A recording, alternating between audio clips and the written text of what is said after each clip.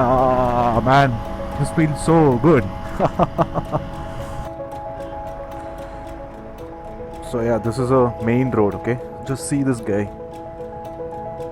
going on the wrong road comfortably without any guilt. Man, I don't know why this guy is cutting me off like this.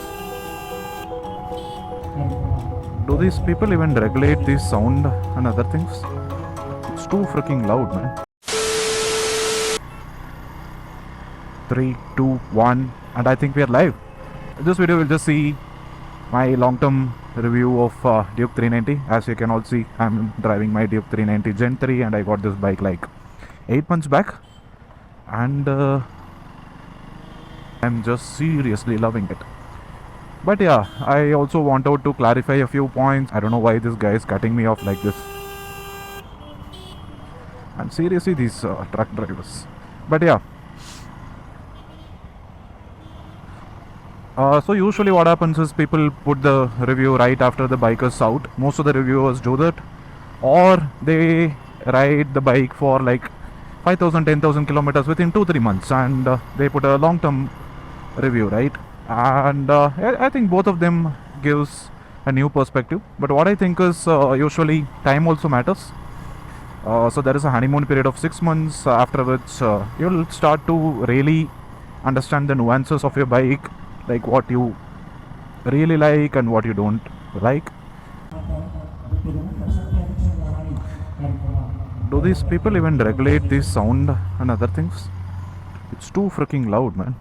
I mean, for people who are having heart problems or people who can't handle sudden changes, I think it'll be really difficult for them. I hope government regulates these kind of things. So instead of doing the conventional pros and cons or talking about every aspect of the bike, I thought I'll divide this review into 4 parts.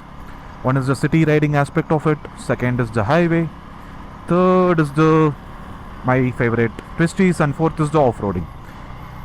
So we'll jump right in. Well, just look at this. So before starting, to talk about the city part, I just wanted to show you how good the acceleration is.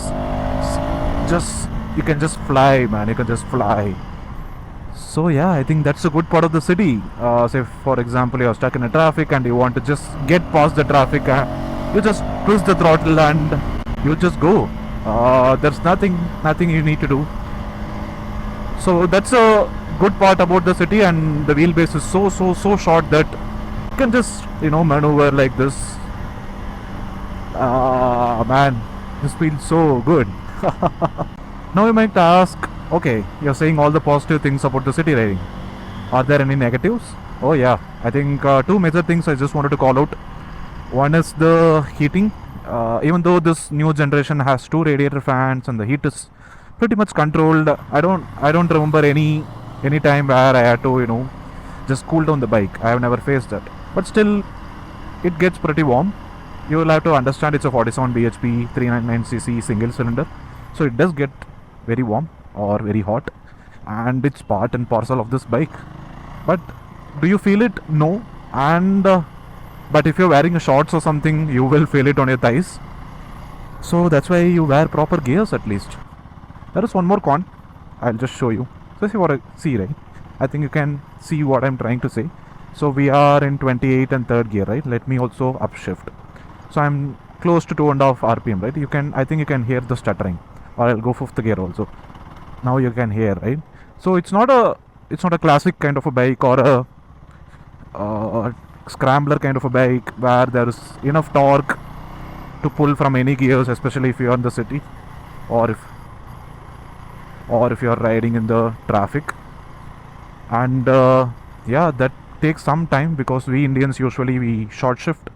We always keep the RPM low, and that's how we have been riding because we are just used to commuters. And once you start riding big bikes more than 40 bhp, right, especially a naked or even super bikes, right, I think most of the power will be in the upper band and you'll have to get used to it.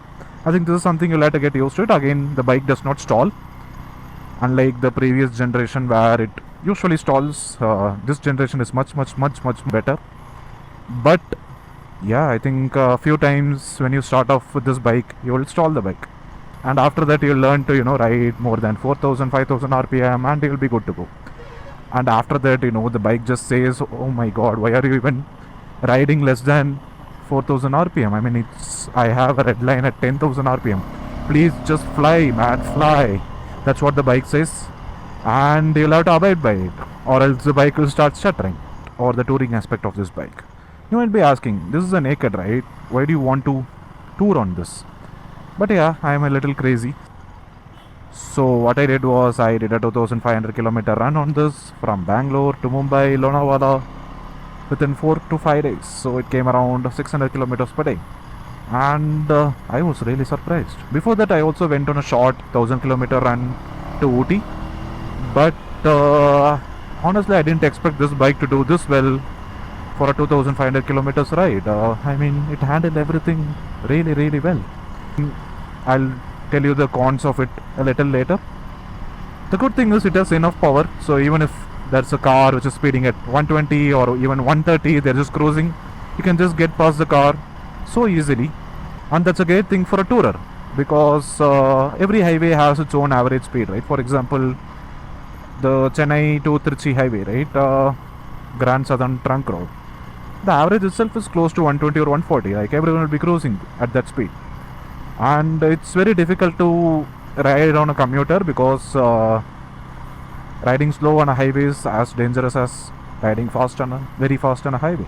So I had a tailback, so I was able to comfortably hook on that tailback to the bike and just go on that ride. And again, there are two things you'll have to consider if you are planning to buy this for highway ride. One is the seat. The seat is very firm. I mean, don't get me wrong. It's not very bad. And honestly, people who are new to bike or new to biking, firm seat is always better than a well cushioned seat, especially for long touring. The reason is the well cushioned seat. The first half an hour or 1 hour, you will feel really comfortable, and after that, you will sink in. Once you start sinking in, right, you'll feel extreme buttache, man. Extreme buttache. In that regard, I think this has a firm seat, so it's not as bad. But still, you do get buttache in this. It's very firm that after like 1.5 hours, you'll get buttache. So you'll have to take a break of like say 5 minutes and then continue. That's it. And the second problem is, I'll not say problem, but this bike is not designed for touring with pillion. It's a little difficult because the seats are little shorter, and even for a shorter rider, right, you'll have to move back and forth to adjust, right? And if you start doing that, your pillion will not be having enough space. So yeah, that's there. But if you are going to tour solo, and if you can get a gel foamed seat or something, then you're pretty much good. I don't think you will be having any problems. Now the third part, the Twisties, man. Oh my god, this bike is one of the best if you want to experience the Twisties. What I mean by Twisties, the guard sections or any highway which has a lot of curves. Oh, this bike loves curves, man. I know it sounds a little ridiculous, but yeah. The chassis, the suspension, the swing arm, right? All these, combine into something which is really magical. And I don't think KTM is gonna change this swing arm and these configuration for some years now. I'm pretty sure about it, because they've just nailed it, man.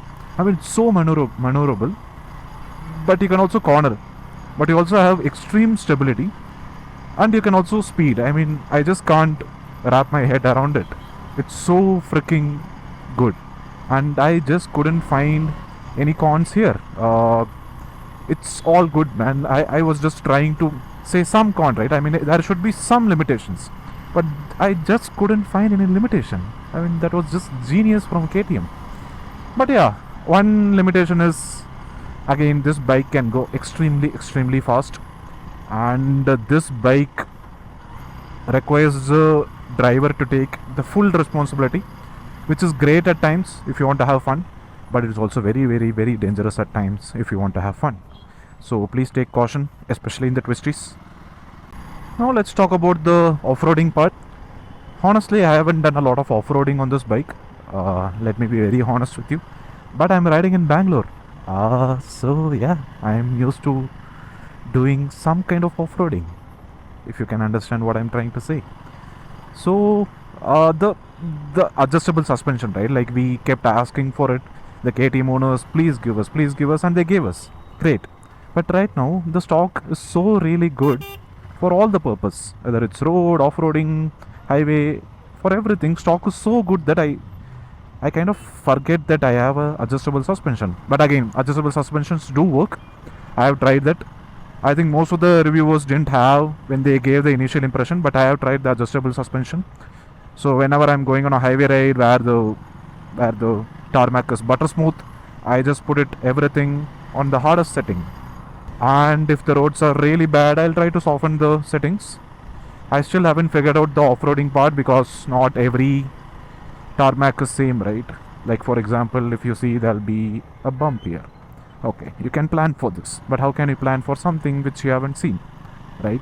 So yeah, but yeah, this bike would make a decent off-roader. This is not meant for that. This is a street naked, but still you can do some light off-roading. Overall, honestly, in the last 9 months, I've never had this much fun on a bike on a consistent basis. There are some cons. I mean, every bike has a con, but if you can live with this, whatever I mentioned, hard seat or little heat, or stuttering in the lower RPMs and constant shifting of gears in the city, I think you are in for a lot of fun. But like I always mention, this is one of its kind. Please take a test ride, and how do you know whether you like a bike? After the test ride, you'll be smiling inside the helmet. If you like this video, share it with your friends who are planning to buy Duke 390 or already have one, and subscribe if you want to see more moto content.